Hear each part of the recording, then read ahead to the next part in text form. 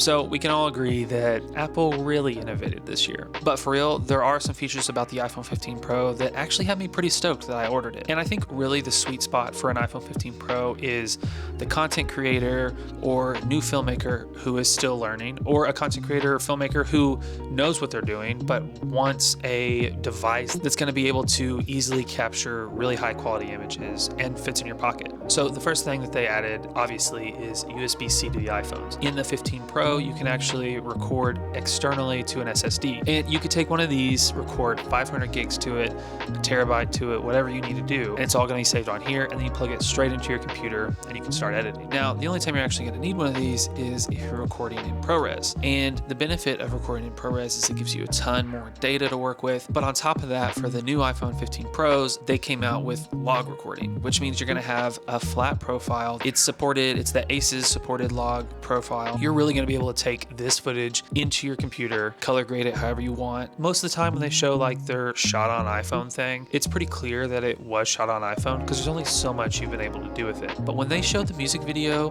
that they showed in the Apple keynote this year, I was like, no, that barely looks like an iPhone. To someone who's not really looking for it, there's no way they would know if that was actually shot on an iPhone. So I think there's a lot of potential here when you combine ProRes recording with the ACES log profile, recording to one of these. I mean, could be a pretty cool setup for someone. But if you really think about it, if you want to get into filmmaking or content creation, you could spend $1,500 and you could get a decent camera, a couple lights, but there's no way you're going to be able to get a computer, a phone, a camera, lights, and audio all for $1,500.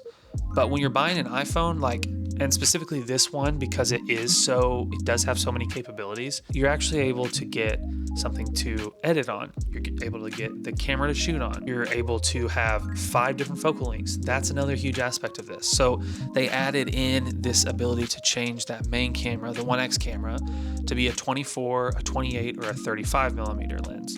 So now you have the wide angle, which I think is like around a 15 mil. You've got a 24, 28, and 35 lens, which are all very similar, but they're there. And then depending on if you get the Pro or the Pro Max, you've got the 3X, which I think is a 75 millimeter, or the 5X, which is 120 millimeter. So if you're buying this, you're essentially getting a camera, a computer to edit on, a phone to post on and do other phone things, and 5 lenses. For the typical professional filmmaker, this may not be something that you get really excited about. But I mean, I think making content about your work is becoming more and more important, regardless of if you want to be like a content creator.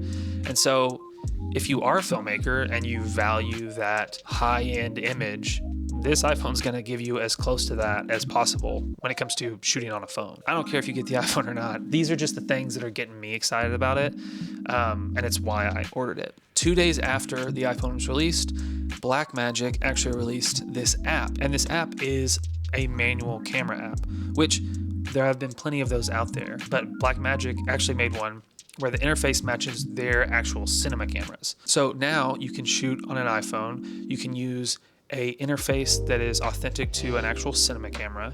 You can use false color. You can use all these different exposure features, all these different focus features.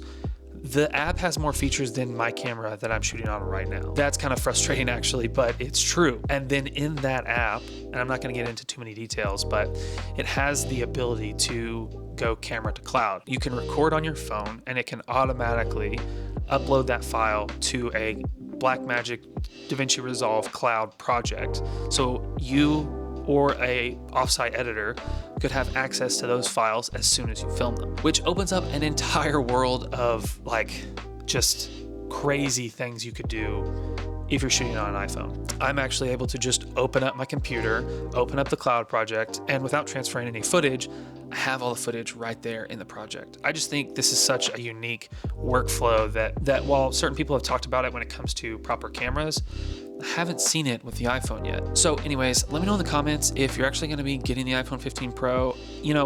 I don't ever want to encourage you to get something that you don't need, but I do think that if you're, looking to learn filmmaking, you're looking to get into content creation, and you want your stuff to be high quality, but you can't afford to buy a computer and a camera and 5 different lenses, this is a great place to start. That manual camera app is going to allow you to control your iPhone camera in the same way you control an actual camera.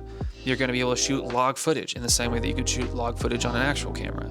And you're going to be able to edit in different programs on your phone to actually learn editing, and then go straight from editing to posting all on your phone. It's crazy. It's a crazy time to be a filmmaker. Starting filmmaking now has never been easier, and it's never been more accessible. It's never been more affordable. So by no means am I saying $1,500 is affordable, but it is much more affordable than it has been in the past. So anyways, I hope this video was interesting to you. I don't really make these types of videos normally, and I'm not gonna become like the iPhone filmmaking guy, but I just got really excited about this iPhone. Felt like I should throw out a video for it. So anyways, until next time, let's get out there and make better films.